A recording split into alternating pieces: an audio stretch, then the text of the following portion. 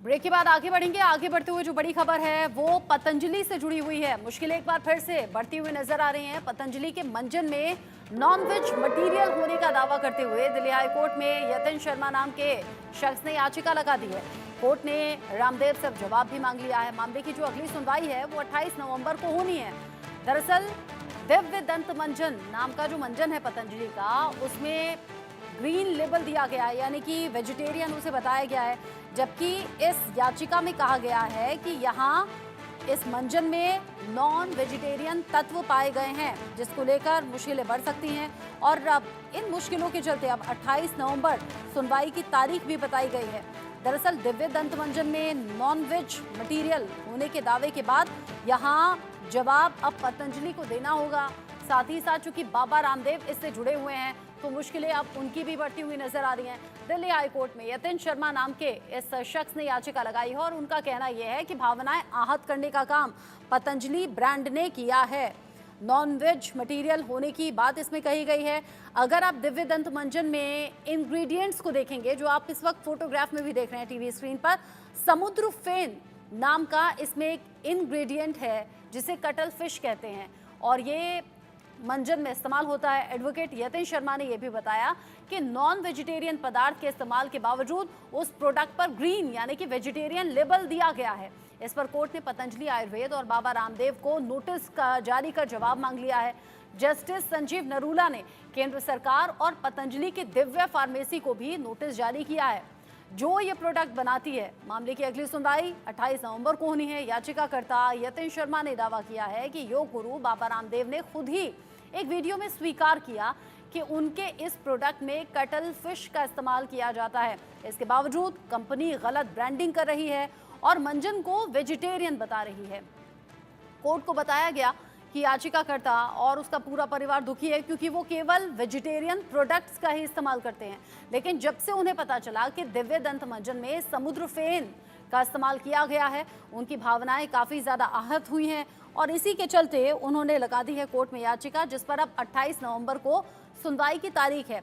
अब समुद्र फेन, जिसे आप बार बार सुन रहे हैं, इसमें जो सामग्री इस्तेमाल की गई है उसमें समुद्र फेन का इस्तेमाल किया गया है। समुद्र फेन होता क्या है तो जानिए। समुद्र फेन कटल फिश से प्राप्त एक एनिमल प्रोडक्ट है। इसमें मछली के मरने के बाद उसकी जो हड्डी होती हैं वो समुद्र के पानी पर तैरने लगती हैं। दूर से आपको ये लगेगा कि ये समुद्र के पानी का झाग जैसा दिख रहा है, लेकिन वो होती हैं मछली की हड्डियाँ। इसमें 80% कैल्शियम कार्बोनेट होता है। इसके अलावा इसमें फॉस्फेट होता है, सिलिका होता है, सल्फेट जैसे अन्य तत्व भी होते हैं और ये सब तत्व से समुद्र फेन बनता है जिसे दिव्य दंत मंजन में इस्तेमाल किया गया है। और ये आप समझ सकते हैं मछली की हड्डी, इसे नॉन वेजिटेरियन पदार्थ के तौर पर देखा जाता है जिसे इस मंजन में मिलाया गया है। ऐसे में पतंजलि ब्रांड से सवाल पूछा गया है, बाबा रामदेव से सवाल पूछा गया है।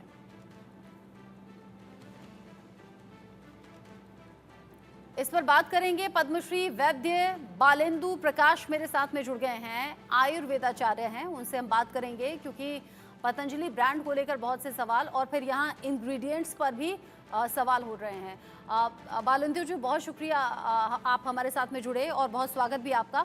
साथ ही साथ संजय भी मेरे साथ में जुड़े हुए हैं, संजय श्रीवास्तव देहरादून से, इंडिया न्यूज़ संवाददाता। संजय, सबसे पहले मैं आपका रुख कर रही हूँ। एक बार फिर से पतंजलि की मुश्किलें बढ़ गई हैं, बाबा रामदेव की भी मुश्किलें बढ़ती हुई नजर आ रही हैं। कैसे ये मामला कोर्ट तक पहुंचा और कैसे इस तरफ ध्यान गया याचिकाकर्ता का? देखिए, बाबा रामदेव पहली बार विवादों में नहीं आए हैं। पतंजलि पहली बार विवादों में नहीं आया। ये पिछले काफी समय से आप देख रहे होंगे, पिछले अप्रैल माह में भी इनके 14 प्रोडक्ट को लेकर के ये संदिग्ध अवस्था में थे।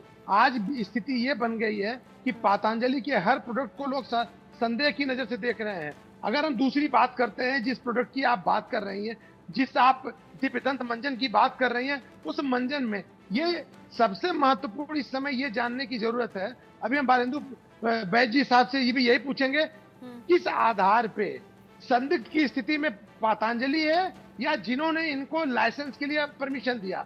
परमिशन के समय क्या जो मेडिकल अथॉरिटी है जो परमिशन देती है, क्या उन्होंने इनको ग्रीन निशान के लिए परमिशन दिया या रेड निशान के लिए परमिशन दिया? क्योंकि महत्वपूर्ण जानने की ये जरूरत है कि इन्होंने जब अपना पूरा लाइसेंस के लिए अप्लाई किया होगा तो उसमें इन्होंने जरूर इस विषय का जिक्र किया होगा। और अगर जिक्र किया और उसके बाद अगर सारा स्थिति खराब कहां से हो रही है? स्थिति खराब से हो रही है जो नॉनवेज नहीं खाते, ग्रीन निशान देख करके वो इस मंजन का उपयोग कर रहे हैं। और अगर ग्रीन निशान के बाद फिर वह नॉन वेजिटेरियन है तो आप ये मान के चलिए कि स्थिति संदिग्ध है। और इसके लिए चाहे वो हरा या लाल, ये निशान लगाने का परमिशन इनको जिसने भी दिया उसकी भी जांच होनी चाहिए, किस आधार पर इनको हरी ये जो लगाने का परमिशन दिया गया। जी। अब आप कह रहे हैं कि ये सीधे तौर पर जो कस्टमर्स हैं या फिर जी। जो कंज्यूमर हैं उनके लिए ये बड़ी मुश्किल वाली बात है। जो लोग बिल्कुल प्योर वेजिटेरियन हैं वो अपने आप को ठगा हुआ महसूस कर रहे हैं। बालेंदु प्रकाश जी, आप इसे कैसे देख रहे हैं? हम अगर बाजार में जाते हैं, वेजिटेरियन हैं, नॉन वेजिटेरियन हैं, तो अपने हिसाब से हम प्रोडक्ट को ऑप्ट करते हैं, वही प्रोडक्ट हम चुनते हैं जो हमारी क्राइटेरिया में फिट होता है। लेकिन ये तो जनता के साथ बहुत बड़ा धोखा नहीं हो गया?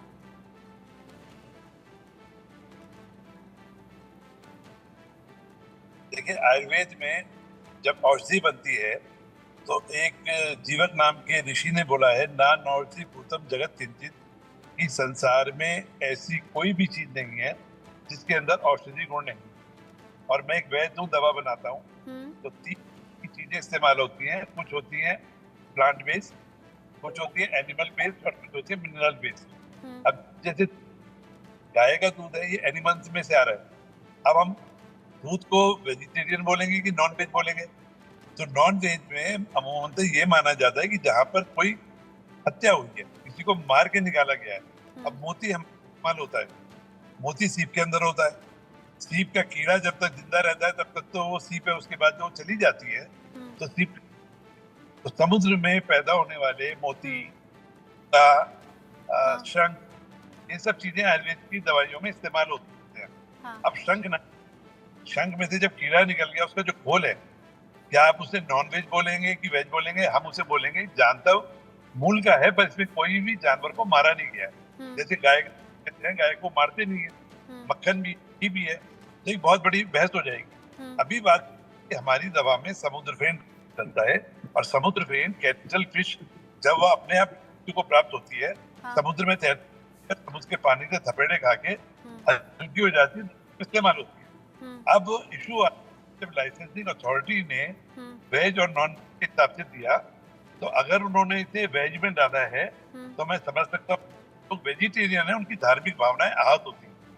और अगर ऐसा ही हो भी रहा है। मैं भी पतंजलि के बहुत से प्रोडक्ट इस्तेमाल करती थी और मैं प्योर वेजिटेरियन हूँ, तो मेरे मन में भी बहुत से डाउट आ रहे हैं। इनफैक्ट आज जब ये खबर हमने सोशल मीडिया पर शेयर की तो बहुत से ऐसे कंज्यूमर्स थे वो जो अपने डाउट पूछने लगे कि भाई क्या इस प्रोडक्ट में भी, घी में भी, हनी में भी, क्या बाकी खाने पीने की चीज़ों में भी मिलावट है क्या? प्लीज़ हमें ये बताइए। यानी लोगों के मन में अब डर और संशय की स्थिति आ गई है। यतिन शर्मा हमारे साथ में जुड़ गए हैं, जो याचिकाकर्ता हैं इस पूरे केस में, जिन्होंने याचिका लगाई है। साथ ही साथ आदित्य कुमार भी मेरे साथ में हैं, इंडिया न्यूज संवाददाता।